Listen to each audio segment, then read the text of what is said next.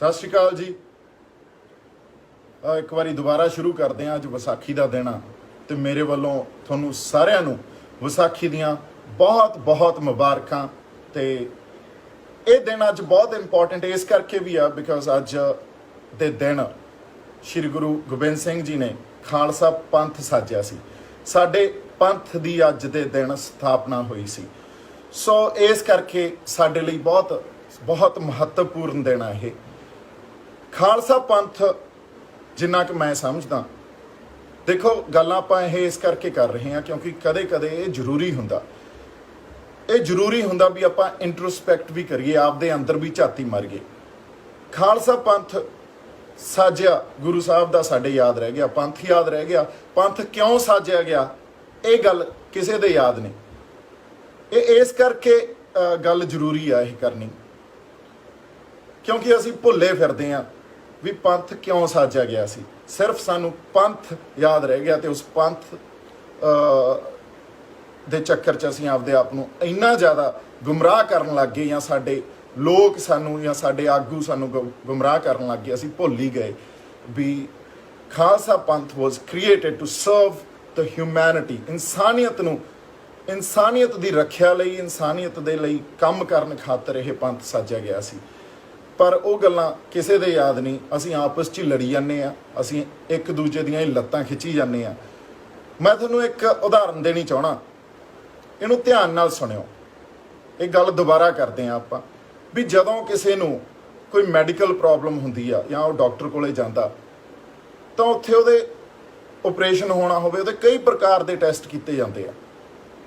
ਉਹਨੂੰ operation theatre लिजाण तो पहलां ਉਹਦੇ 10-15 तरह के ब्लड टैसट भी किया जाता, ਉਹਦੀ हार्ट बीट भी चैक की जाती है, ਉਹਦੀਆਂ होर भी कॉम्प्लीकेशनस डायबिटीज़ भी देखी जाती है, हर तरह के टैसट किए जाते हैं। तो जदों ये सारे टैसट ठीक निकलन तो उन्होंने ऑपरेशन थिएटर च लिजाया जाता। ये सब कुछ जान के भी हुण आ कॉम्प्लीकेशन आ सकदियां, कॉम्प्लीकेशनस आ सकदियां जे असीं इहदा ऑपरेशन करते हैं। तो ये गल उवें ही आ जदों असीं किसे नूं या साडे सिख गुरुद्वारा साहब च बैठ के असीं अमृत छकाउणे आ, उन्होंने खालसा सजाउणे आ, उन्होंने ये गल जमा ही नहीं पुछी जाती भी तैनूं बुरी संगत दा असर तां नहीं आ तेरे ते।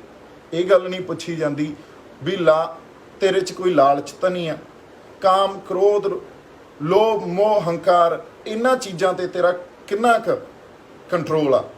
ते उदों बाद तैनूं खालसा सजा सकते हैं क्योंकि खालसे का मतलब आ खालस, असल जिहड़ा प्योर सोल आ ओह। ये गल्लां बिना पुछे ही अगले नूं आपां साडे सिख कशहरा दे दिंदे आ, किरपान दे दिंदे आ, केश रखा दिंदे आ, ते 5 तरह के साडे जिहड़े कक्के आ साडे केज वो करा के अगले नूं कहिंदे आ भी लो जी तुसीं खालसे सज गए।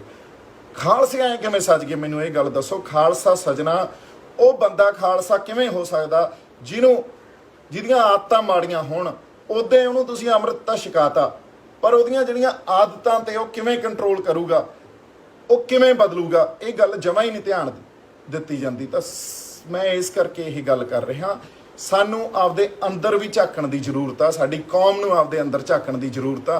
क्योंकि जिहड़ा पंथ साजिया सी या जिहड़ी साडे बंदे बनाए सी वो तां लोकां दी रखिया लई, कमज़ोर मजलूमां दी रखिया लई, उन्हां दे हक्कां दे खातर लड़न वास्ते बनाए सी। पर ये बंदे आपदे खातर ही लड़ी जांदे आ, इन्हां दे आपदे ही हक हो गए। ये बंदे जदों पैदा कीते गए 10वें पातशाह ने ये पंथ साजिया, तो जदों किते ये फौज निकलदी सी तां उदों इन्हां दे लई साडा आदर सत्कार इन्ना ज़्यादा हुंदा सी भी ये साडी फौज निकली आ, अज किसी ना किसी गरीब दे खातर लड़न जा रहे होणगे या अज किसी दा भला करन जा रहे होणगे। मैनूं तुसीं एक भी उदाहरण दे दो भी जिथे किते हुण साडी कोई फौज निकली आ वो किसी गरीब दा भला करन चले आ या किसी खातर लड़न चले आ, असीं तां आपदे खातर ही लड़न लग गए। सो सानू आपदे अंदर झाकण दी जरूरत आ क्योंकि मैनूं ऐं लगदा सानू साडे गुरु साहबान साडे गुरु नानक साहब ने भी यही गल सिखाई। 3 ही गल्लां सिखाइयां बाबे ने। बाबा कहंदा नाम जपो, वंड छको ਕਿਰਤ ਕਰੋ।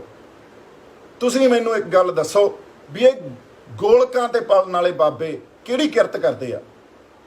ਇਹ ਗੋਲਕਾਂ ਤੇ ਜਿਹੜਾ ਬਾਬੇ ਪਲਦੇ ਆ ਇਹ ਕਿਰਤ ਕਰ ਹੀ ਨਹੀਂ ਸਕਦੇ। ਮੈਂ ਹੋਰ ਵੀ ਗੱਲ ਇਹ ਕਰਦਾ, ਮੈਨੂੰ ਨਹੀਂ ਪਤਾ ਮੇਰਾ ਕਿਹਨੇ ਵਿਰੋਧ ਕਰਨਾ ਨਹੀਂ ਕਰਨਾ, ਪਰ ਮੈਨੂੰ ਐਂ ਲੱਗਦਾ ਵੀ ਤੁਸੀਂ ਗੁਰਦੁਆਰਾ ਸਾਹਿਬ ਜਿਹੜੇ ਬਾਬੇ ਬੈਠੇ ਆ ਉਹ ਕਿਉਂ ਬੈਠੇ ਹੋ? ਗੁਰਦੁਆਰਾ ਸਾਹਿਬ ਤਾਂ ਸਾਡੇ ਲਈ ਪਲੇਸ ਆਫ ਵਰਸ਼ਿਪ ਆ।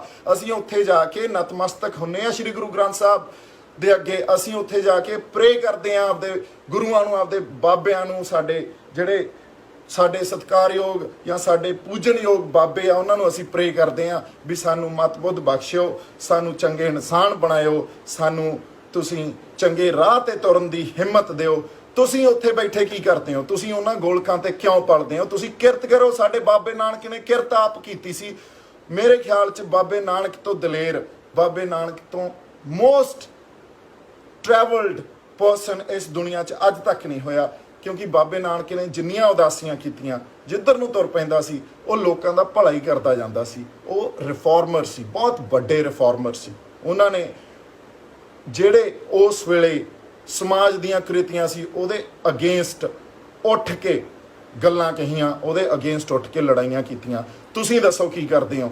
ਤੁਸੀਂ ਸਾਨੂੰ ਕਿਸੇ ਗੁਰੂ ਨੇ ਇਹ ਗੱਲ ਕਹੀ ਵੀ ਤੁਸੀਂ ਕੱਟੜ ਹੋ ਜਾਓ? ਕੱਟੜਪੰਥੀ ਕਿਹੜੇ ਸਾਡੇ ਗੁਰੂ ਨੇ ਸਾਨੂੰ ਸਿਖਾਈ ਆ? ਜਾਂ ਸਾਨੂੰ ਇਹ ਗੱਲ ਕਿਹੜੇ ਗੁਰੂ ਜੀ ਨੇ ਸਿਖਾਈ ਆ ਵੀ ਤੁਸੀਂ ਬਾਈ ਜਾਤ ਪਾਤ ਦੇਖਣਾ, ਤੁਸੀਂ ਹਿੰਦੂਆਂ ਦੇ ਵੀ ਅਗੇਂਸਟ ਲੜੋ, ਤੁਸੀਂ ਉਹਨਾਂ ਦੇ ਵੀ ਅਗੇਂਸਟ ਲੜੋ, ਤੁਸੀਂ ਫਲਾਨਿਆਂ ਦੇ ਵੀ ਅਗੇਂਸਟ ਲੜੋ, ਤੁਸੀਂ ਸਿੱਖ ਹੋ? ਨਹੀਂ, ਸਿੱਖ ਦਾ ਮਤਲਬ ਜਿੰਨਾ ਸਾਨੂੰ ਸਿਖਾਇਆ ਗਿਆ, ਸਿੱਖ ਦਾ ਮਤਲਬ ਸੀ ਸਿੱਖਣਾ। ਜਿਹੜਾ ਬੰਦਾ ਰੋਜ਼ ਸਿੱਖੇ ਉਹ ਸਿੱਖ ਆ।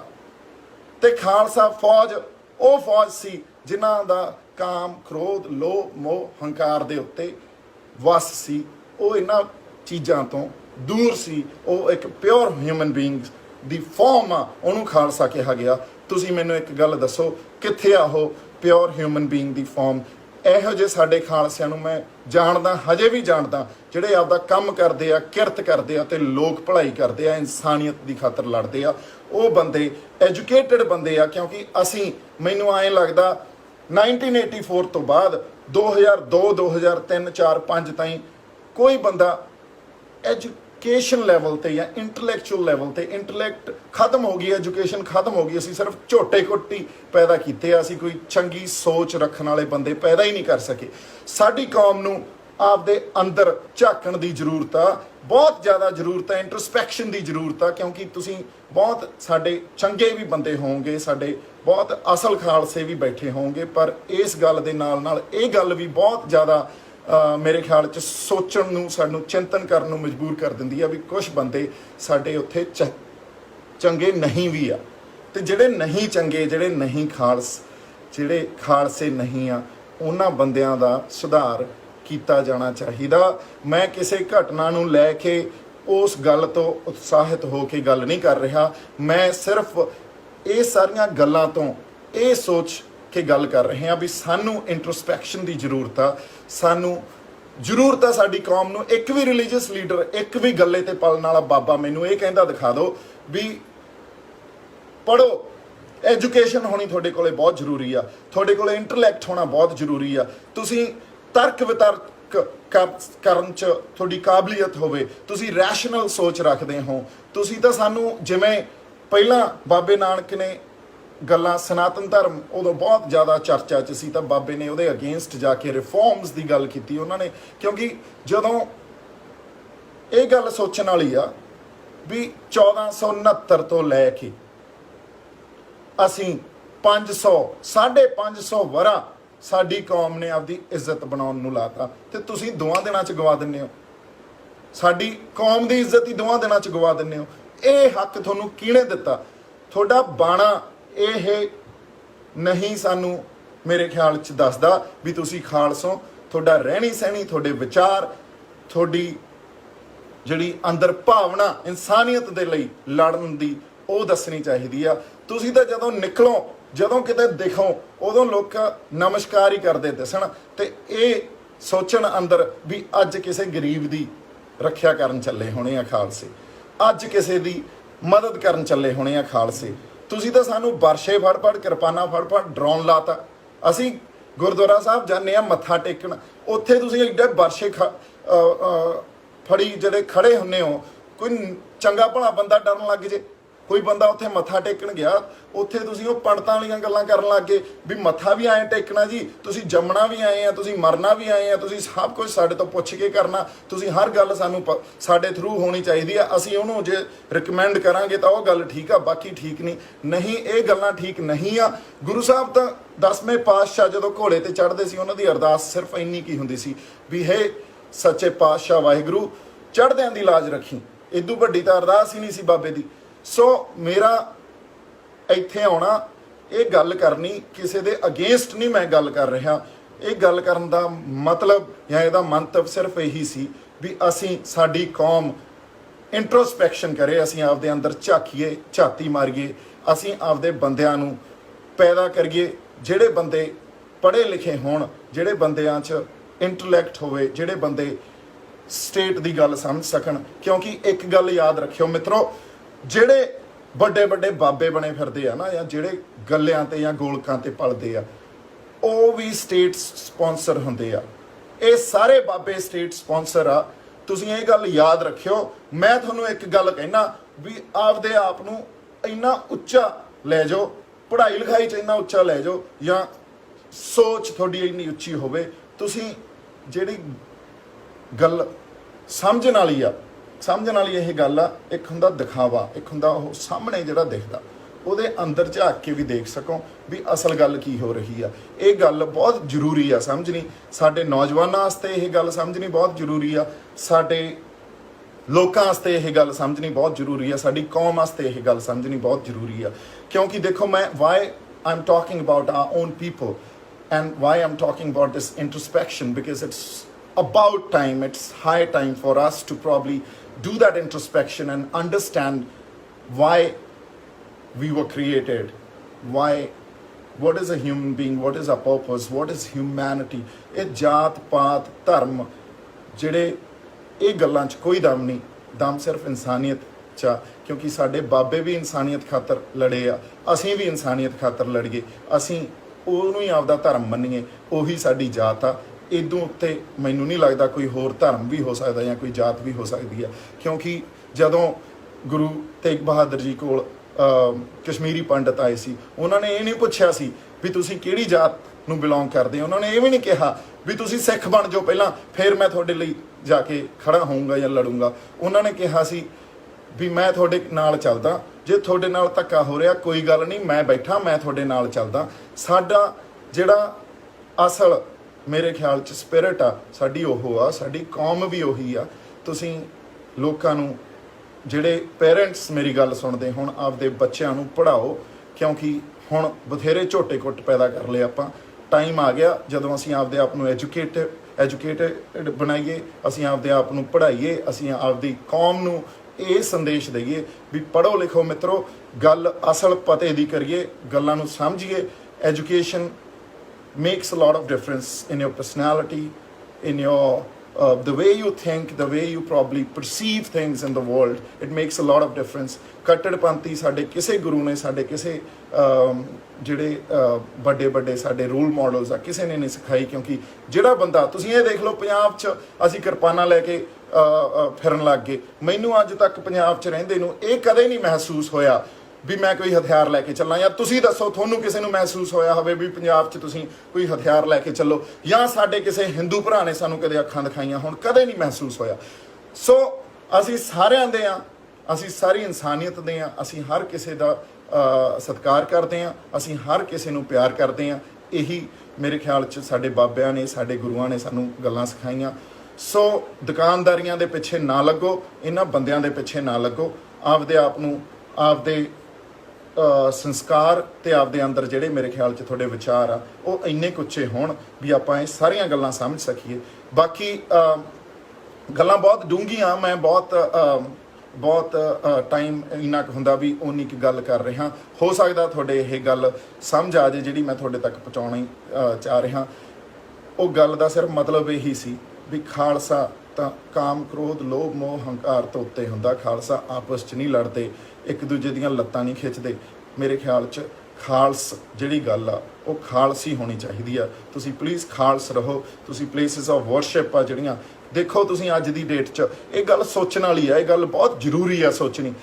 ਕੁਦਰਤ ਨੇ ਇਹੋ ਜਿਹੀ ਗੱਲ ਕਰਤੀ, ਕਦੇ ਜ਼ਿੰਦਗੀ 'ਚ ਪਲੇਸਿਸ ਆਫ ਵਰਸ਼ਿਪ ਆ ਜਿਹੜੀਆਂ, ਜਾਂ ਜਿੱਥੇ ਜਾ ਕੇ ਆਪਾਂ ਭਗਤੀ ਕਰਦੇ ਆ, ਉਹ ਜਗ ਚਾਹੇ ਮੰਦਿਰ, ਗੁਰਦੁਆਰਾ ਸਾਹਿਬ, ਚਰਚਿਸ ਜਾਂ ਮਸਜਿਦ, ਇਹ ਬੰਦ ਨਹੀਂ ਹੋਈਆਂ ਸੀ। ਪਰ ਇਸ ਵੇਲੇ ਕੁਦਰਤ ਨੇ ਇਹ ਵੀ ਬੰਦ ਕਰਤੀਆਂ। ਇਹਦਾ ਮਤਲਬ ਇਹ ਆ, ਕੁਦਰਤ ਕਹਿੰਦੀ ਅਸੀਂ ਇੰਨਾ ਕੁ ਕੰਮ ਖਰਾਬ ਕਰ ਲਿਆ ਵੀ ਤੁਹਾਨੂੰ ਵਰਸ਼ਿਪ ਕਰਨ ਦੀ ਵੀ ਨਹੀਂ ਮੈਂ ਇਜਾਜ਼ਤ ਦਿੰਦੀ, ਤੁਹਾਨੂੰ ਵਰਸ਼ਿਪ ਵੀ ਨਹੀਂ ਕਰਨ ਦਿੰਦੀ, ਤੁਸੀਂ ਸਭ ਕੁਝ ਬੰਦ ਹੋ ਗਿਆ, ਸਾਰੀ ਦੁਨੀਆ ਘਰੇ ਬੈਠੀ ਆ। ਬਹੁਤ ਵੱਡੀ ਗੱਲ ਆ, ਸੋਚਣ ਵਾਲੀ ਗੱਲ ਆ। So that's about it. ਮੈਂ ਤੁਹਾਨੂੰ ਦਰਖਾਸਤ ਇਹ ਕਰਦਾ, ਤੁਹਾਨੂੰ ਸਾਰਿਆਂ ਨੂੰ, ਸਾਡੀ ਕੌਮ ਨੂੰ ਇਹ ਗੱਲ ਕਹਿਣਾ, ਇੰਟਰਸਪੈਕਸ਼ਨ ਦੀ ਜ਼ਰੂਰਤ ਹੈ ਇਸ ਵੇਲੇ, ਆਪਦੇ ਅੰਦਰ ਝਾਕਣ ਦੀ ਵੀ ਜ਼ਰੂਰਤ ਆ। ਕਿਉਂਕਿ ਅਸੀਂ ਨਾ ਤਾਂ ਸਿੱਖ ਨੂੰ ਨਾ ਸਿੱਖੀ ਨੂੰ ਬਦਨਾਮ ਹੁੰਦੇ ਨਹੀਂ ਦੇਖ ਸਕਦੇ। ਸਾਡੀ ਕੌਮ ਨੂੰ ਚਾਹੀਦਾ, ਜਿਹੜਾ ਖਾਲਸ ਦੀ ਗੱਲ, ਜਿਹੜੇ ਖਾਲਸੇ ਦੀ ਗੱਲ 10ਵੇਂ ਪਾਤਸ਼ਾਹ ਨੇ ਕੀਤੀ ਸੀ, ਜਿਹੜਾ ਪੰਥ ਸਾਜਿਆ ਸੀ ਤੇ ਕਿਉਂ ਸਾਜਿਆ ਸੀ, ਸਾਨੂੰ ਉਹੀ ਪੰਥ ਚਾਹੀਦਾ, ਸਾਨੂੰ ਉਹੀ ਬੰਦੇ ਚਾਹੀਦੇ ਆ। ਅਸੀਂ ਉਹਨਾਂ ਬੰਦਿਆਂ ਦਾ ਸਤਿਕਾਰ ਕਰਦੇ ਆ, ਨਤਮਸਤਕ ਹੁੰਨੇ ਆ ਉਹਨਾਂ ਬੰਦਿਆਂ ਅੱਗੇ, ਤੇ ਜਿਹੜੇ ਬੰਦੇ ਉਹ ਨਹੀਂ ਆ, ਉਹਨਾਂ ਬੰਦਿਆਂ ਨੂੰ ਪਲੀਜ਼ ਪਹਿਚਾਨੋ ਤੇ ਉਹਨਾਂ ਬੰਦਿਆਂ ਨੂੰ ਸਾਡੇ ਚੋਂ ਬਾਹਰ ਕੱਢੋ। ਮੈਂ ਇਹ ਨਹੀਂ ਕਹਿੰਦਾ ਵੀ ਕਿਸੇ ਨੇ, ਜਿਹੜਾ ਵੀ ਕੋਈ ਪਟਿਆਲੇ ਘਟਨਾ ਹੋਈ ਆ ਉਹ ਬੰਦੇ ਚੰਗੇ ਆ ਮਾੜੇ ਆ, ਮੈਨੂੰ ਨਹੀਂ ਪਤਾ ਚੰਗੇ ਆ ਮਾੜੇ ਆ, ਮੈਂ ਇਸ ਗੱਲ ਦੀ ਗੱਲ ਹੀ ਨਹੀਂ ਕਰਦਾ। ਪਰ ਮੈਂ ਗੱਲ ਇਹ ਕਰਦਾ ਵੀ ਸਾਨੂੰ ਇੰਟਰਸਪੈਕਸ਼ਨ ਦੀ ਜ਼ਰੂਰਤ ਆ, ਆਪਦੇ ਅੰਦਰ ਝਾਕਣ ਦੀ ਜ਼ਰੂਰਤ ਆ, ਸਾਡੀ ਕੌਮ ਨੂੰ ਆਪਦੇ ਅੰਦਰ ਝਾਕਣ ਦੀ ਜ਼ਰੂਰਤ ਹੈ ਇਸ ਵੇਲੇ। ਸੋ ਇਹ ਹੀ ਕਹਿੰਦੇ ਹੋਏ ਮੈਂ ਤੁਹਾਨੂੰ ਇੱਕ ਵਾਰੀ ਫਿਰ ਵਿਸਾਖੀ ਦੀਆਂ ਇੱਕ ਗੱਲ ਹੋਰ ਬਹੁਤ ਜ਼ਿਆਦਾ ਜ਼ਰੂਰੀ ਹੈ ਇਹ ਗੱਲ ਕਰਨੀ, ਕਿਸੇ ਦਿਨ ਹੋਰ ਵੀ ਕਰੂੰਗਾ, ਵੀ ਜਦੋਂ ਮੈਂ ਆ ਕੇ ਤੁਹਾਡੇ ਨਾਲ ਗੱਲ ਕਰਦਾ ਜਾਂ ਕਿਸੇ ਤੇ ਆਪਾਂ ਕਿਸੇ ਬਾਰੇ ਗੱਲ ਕਰਦੇ ਆ, ਸਾਡੇ ਆਗੂਆਂ ਬਾਰੇ, ਸਾਡੇ ਲੀਡਰਾਂ ਬਾਰੇ ਗੱਲ ਕਰਦੇ ਆ, ਉਹਦਾ ਮਤਲਬ ਇਹ ਨਹੀਂ ਹੁੰਦਾ ਇਹ ਗੱਲਾਂ ਕਿਸੇ ਪਾਰਟੀ ਦੇ ਲਈ ਜਾਂ ਮੈਂ ਬੀਜੇਪੀ ਲਈ ਜਾਂ ਅਕਾਲੀਆਂ ਲਈ ਜਾਂ ਕਿਸੇ ਲਈ ਵੀ ਕਰ ਰਿਹਾ। ਉਹਦਾ ਮਤਲਬ ਇਹ ਨਹੀਂ ਹੁੰਦਾ ਵੀ ਅਸੀਂ ਐਂਟੀ ਨੈਸ਼ਨਲ ਹੋ ਗਏ ਜਾਂ ਅਸੀਂ ਸੈਪਰੇਟਿਸਟ ਹੋ ਗਏ। ਅਸੀਂ ਨਾ ਤਾਂ ਐਂਟੀ ਨੈਸ਼ਨਲ ਆ, ਨਾ ਅਸੀਂ ਸੈਪਰੇਟਿਸਟ ਆ। ਅਸੀਂ ਸਿਰਫ ਗੱਲ ਇਹ ਕਰ ਰਹੇ ਹਾਂ, ਜਿਵੇਂ ਇਨਸਾਨੀਅਤ ਦੀ ਗੱਲ ਹੋਣੀ ਚਾਹੀਦੀ ਆ ਉਹ ਇਨਸਾਨੀਅਤ ਦੀ ਗੱਲ ਕਰ ਰਹੇ ਹਾਂ, ਜੋ ਲੋਕ ਭਲਾਈ ਦੀ ਗੱਲ ਹੋਣੀ ਚਾਹੀਦੀ ਹੈ ਲੋਕ ਭਲਾਈ ਦੀ ਗੱਲ ਕਰ ਰਹੇ ਹਾਂ। ਇਸ ਕਰਕੇ ਅਸੀਂ ਜੇ ਕਿਸੇ ਤੋਂ ਸਵਾਲ ਪੁੱਛਦੇ ਹਾਂ, ਜੇ ਸਾਡੇ ਆਨਰੇਬਲ PM ਤੋਂ ਸਵਾਲ ਪੁੱਛਦੇ ਹਾਂ ਜਾਂ ਸਾਡੇ ਆਨਰੇਬਲ CM ਤੋਂ ਸਵਾਲ ਪੁੱਛਦੇ ਹਾਂ, ਉਹਦਾ ਮਤਲਬ ਇਹ ਨਹੀਂ ਆ ਅਸੀਂ ਐਂਟੀ ਨੈਸ਼ਨਲ ਆ, ਨਾ ਹੀ ਅਸੀਂ ਕੱਟੜ ਆ, ਨਾ ਹੀ ਅਸੀਂ ਐਂਟੀ ਨੈਸ਼ਨਲ ਆ। ਅਸੀਂ ਹਰ ਬੰਦੇ ਨੂੰ ਪਿਆਰ ਤੇ ਸਤਿਕਾਰ ਕਰਨ ਵਾਲੇ ਬੰਦੇ ਆ।